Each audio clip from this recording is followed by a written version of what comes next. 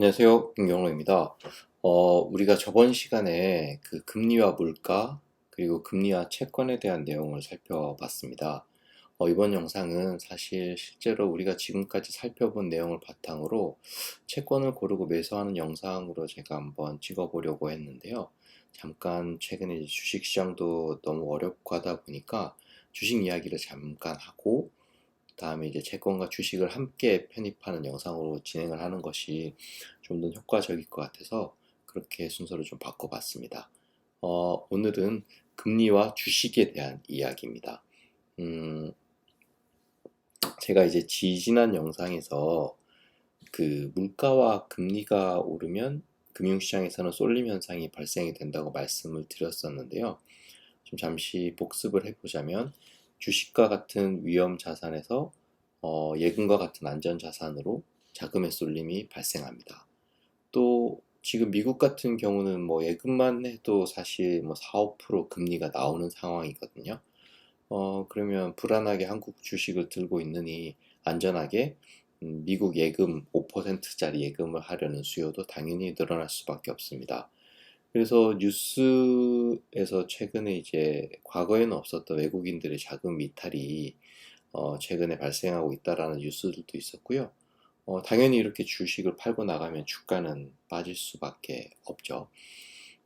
사실 뭐 금리가 언제 안정을 찾고 주식시장이 다시 회복이 되고 사람들이 이제 돌아올지를 정확하게 예측할 수 있다면 크게 문제가 되진 않겠지만 사실 그 예측은 거의 불가능에 가깝습니다. 그래서 예전에도 분명히 이렇게 막 주가들이 많이 빠지던 시기들이 있었을 텐데 뭔가 공통적으로 내가 진입 시점을 찾을 수 있는 기준이나 선들이 있을까라는 고민을 우리가 같이 한번 해보는 거죠. 오늘은 사실 그 기준 혹은 선을 찾는 것이 가장 중요한 오늘 영상의 핵심 주제가 되겠습니다. 먼저 이제 우리가 돈을 벌기 위해서는 이제 주식을 싸게 사서 비싸게 파는 과정이 필수적으로 필요하거든요. 비싸게 사서 싸게 팔면 손해를 보겠죠. 그리고 싸게 사서 싸게 팔면 그건 본전이고요. 비싸게 사서 비싸게 팔면 그것도 본전이죠. 안 사면 팔 수가 없는 거고. 어쨌든 필수적으로 가장 먼저 이루어져야 되는 액션이 바로 싸게 산다입니다. 근데 과연 주식시장에서 싸다는 개념이 무엇일까? 이 개념을 알기 위해서는 우리가 시가총액이라는 단어의 뜻을 정확하게 알아야 하는데요. 전 세계에서 시가총액이 가장 큰 회사는 애플이죠. 우리나라에서 시가총액이 가장 큰 회사는 삼성전자이고요. 시가총액은 사실 단순하게 지금 주식 가격에서 발행된 주식 수를 곱해주면 나오는 가격인데요. 그냥 개념적으로는 뭔가 덩치의 개념입니다. 전 세계에서 제일 덩치가 큰 회사는 애플이고 우리나라에서 제일 덩치가 큰 회사는 삼성전자입니다. 주가는 이 덩치의 개념과는 조금 다릅니다. 삼성전자의 주가가 5만 원인데 우리가 이름도 잘 들어보지 못한 태광산업이란 회사의 주가는 50만 원입니다. 태광산업의 주가가 삼성전자의 주가보다 10배 비쌀지는 몰라도 회사의 덩치, 즉 시가총액은 태광산업이 삼성전자의 1000분의 1 수준입니다. 여기서 단순히 5만 원, 10만 원, 20만 원이라고 하는 주식의 가격은 가치 측면에서는 어떠한 정보도 제공해 주지 못한다는 것을 알 수 있습니다. 우리가 싸다 비싸다의 개념을 정의하기 위해서는 가치에 대한 정보가 있어야 하고요.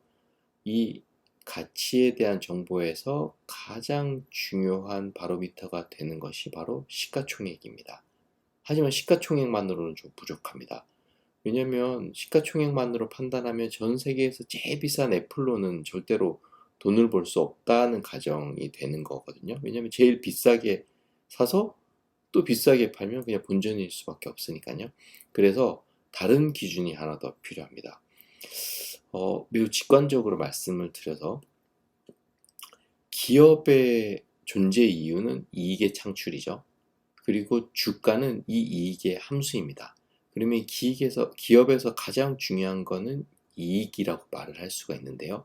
그러면 우리가 이 시가총액을 이익으로 비교해서 판단해 본다면 전 세계의 모든 주식과 그 주식의 가치를 합리적으로 평가하고 계산할 수 있습니다.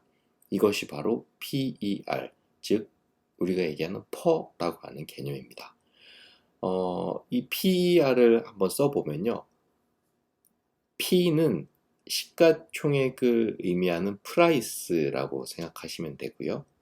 E는 그냥 한국말로 이익이라고 생각하시면 됩니다. 그러면 P, 즉 시가총액을 이익으로 나눈 값, 이 값으로 전 세계 모든 기업들의 과거와 현재 그리고 업종 간에 서로 누가 싸고 비싼가를 비교해 볼 수 있습니다. 이 PER은 마치 무역에서 달러와 같은 위치와 비슷합니다. 전 세계 대부분 주식하는 투자자들이 이 가치를 평가할 때 이 PER이라는 개념을 가장 많이 사용하고요.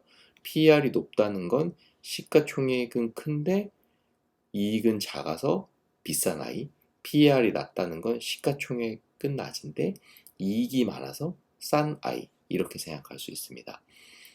사실 이 PER이라는 개념은 좀 복합적으로 얽혀 있긴 하거든요. 뭐 과거, 현재, 미래. 사실은 이제 미래의 PER이 가장 중요한 건데 뭔가 좀 다차원적으로 비교하고 분석해야지만 합리적인 가격을 찾아낼 수가 있습니다. 그래서 이제 그 부분은 제가 차차 다음번에 구체적으로 설명드리기로 하고요. 일단은 PER이란 개념을 알고 계시고 이게 주식의 가치를 나타내는 가장 보편적이고 합리적인 기준이다 라는 설명을 드리도록 하겠습니다. 그런데 사실 오늘 저희가 이제 얘기하려고 하는 주제는 이 PER로 뭔가 최근 같은 약세장에서 급락하는 주가에서 기준선을 만들 수 있냐라는 부분이거든요. 근데 사실 이제 빠지는 주식에서는 이 PER이 크게 효과를 내지 못합니다. 최근 상황과 한번 맞춰서 한번 말씀을 드려볼게요. 막 금리는 엄청 올라서 기업들은 이자 부담이 커졌고요. 물가는 급등해서 소비자들이 언제 지갑을 닫을지 모르는 상황입니다. 막 최저가가 최근 쇼핑의 트렌드라는 기사들도 나오고 있거든요. 이런 상황에서 미래 기업의 이익이 뭔가 희망이 있어 보이나요? 어떻게 될지 예측이 되시나요? 시가총액을 이익으로 나누는 게 PER인데 뭔가 이 이익에 대한 변수들이 너무 많기 때문에 최근 같은 이런 고물가 약세장에서는 이 PER이란 지표가 크게 효과를 발휘하지 못합니다. 그래서 사람들이 생각을 해낸 게 그럼 뭔가 변수가 없는 지표는 없을까 하고 생각을 해낸 지표가 바로 이익이라고 하는 PER의 이 자리 대신에 비일, 즉 자산을 한번 넣어보는 건 어때 하고 만든 지표가 PBR이라고 하는 지표입니다. P는 이제 프라이스, 아까 전에 제가 말씀드린 그 시가총액이라고 하는 P는 그대로 사용을 하고요. B는 우리가 영어로 이제 장부를 book이라고 하잖아요. 그래서 여기 E 대신 B, book을 넣고요. 그러면 프라이스, P, 시가총액을 B, 장부로 나눈 값. 이 지표가 바로 최근과 같은 약세장에서 효용이 있습니다. 좀 더 쉽게 좀 풀어서 설명을 해보면 이렇거든요. 최근 같은 이제 불경기에 삼성전자가 다음 달에 돈을 잘 벌지 어떨지 사실 불분명하죠.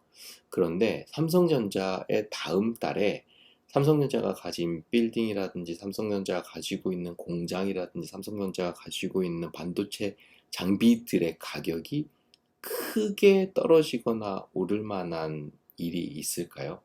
그 회사의 이익의 민감도보다 그 회사가 가지고 있는 자산의 민감도는 매우 떨어집니다. 오히려 뭐 이런 상황에서 삼성전자가 가지고 있는 현금 자산이라든지 삼성전자가 가지고 있는 금 같은 것들은 더 가치가 올라갈 수도 있죠. 어, 그래서 이 PBR이라는 숫자에서 1이라는 개념이 매우 중요합니다. 시가총액을 자산으로 나눈 값이 숫자 1이다라는 말의 뜻은 오늘 삼성전자가 당장 망한다 해도 삼성전자가 가진 모든 자산을 팔아서 주주들이 나누면 딱 본전이 된다 이런 뜻이거든요. PBR이 0.5다. 그럼 시가총액을 자산으로 나눴더니 0.5라는 값이 나왔다는 뜻은 오늘 삼성전자가 문을 닫아서 자산을 다 팔아서 청산을 해서 주주들한테 돈을 나눠주면 주주들이 본전에서 2배의 돈을 돌려받을 수 있다. 이런 의미입니다. 좀 이해가 잘 되실지 모르겠는데요. 제가 이게 말로서 풀어서 하려다 보니까 잘 이해가 안 되시는 분들도 계실 텐데 아마 영상을 한 번, 두 번 돌려보고 한번 적어서 다시 한번 생각해 보시면 뭐 그렇게 어렵게 이해가 안 될 부분은 아닐 거라고 생각을 합니다. 매우 중요한 개념이니까요. PER과 PBR이 어떻게 이루어지고 그 숫자가 의미하는 바는 무엇인지 정도는 꼭 알고 계시면 좋겠습니다. 사실 이제 주가라는 것이 당장 망하지는 않지만요. 뭔가 내가 주식을 하면서 이게 망했을 때 내가 돌려받을 수 있는 자산이 있다라는 건 뭔가 큰 안전마진으로 작용이 됩니다. 그러면 최근같이 이렇게 막 불안하고 장이 빠지는 상황에서 뭔가 그 심리적인 불안을 잠재울 수 있는 게 바로 이 안전마진이 되는 거죠. 제가 삼성전자만을 대상으로 말씀을 드렸는데, 이거는 우리 시장 전체에도 적용을 할 수가 있습니다. 코스피 시장이 시가총액이 지금 얼마이고, 코스피 시장에 지금 모든 회사들의 자산의 합이 얼마이고, 그리고 이 두 개가 비교된 값은 얼마인지를 알아보고, 그것의 안전마진이 어느 정도 될지를 알아보는 건 최근 같은 이런 불안하고 약세 시장에서는 큰 효용이 있다고 생각을 합니다. 어, 제가 오늘은 조금 약간 복잡한 내용을 다뤘는데요. 혹시 궁금하신 사항이 있으면 언제든지 댓글로 한번 남겨주시고, 제가 아직까지는 모든 분들에게 응대가 가능할 정도로 매우 소규모 채널이니까요. 적극적으로 저를 활용해 주시기 바라겠습니다. 설명이 어려웠다거나 추가적인 또 설명이 필요하신 분들도 개인적으로 연락 주시면 제가 한 분 한 분 다 응대할 수 있도록 노력을 하겠습니다. 지금까지 시청해 주셔서 감사하고요. 다음 시간에는 오늘 말씀드린 그 안전마진이 어느 정도일까에 대한 답을 한번 찾아보는 것과 그 전 시간에 하려고 했던 채권을 이제 매수하고 실제로 이제 내 포트폴리오에 담는 과정을 한번 영상으로 보여드리도록 하겠습니다. 지금까지 시청해 주셔서 감사합니다.